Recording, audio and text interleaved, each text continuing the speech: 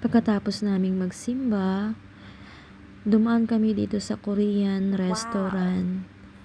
Kaso hindi ko nakita kung anong pangalan niya. Pero maayos siya sa loob, malinis.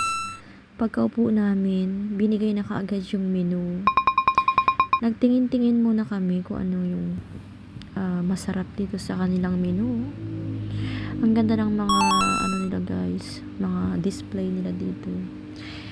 At syempre, dumating na rin ang aming order. Yan ay ang tubig.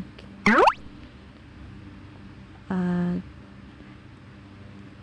ito nga pala yung na-order ng pinsan ko. Mainit-init pa na ramen at kimbap. Ito yung kanilang utensils guys. Gold at saka may chopstick. Bago kami kumain, ma-picture taking muna kami. Yan lang guys. Enjoy muna ang aming pagkain. Bye!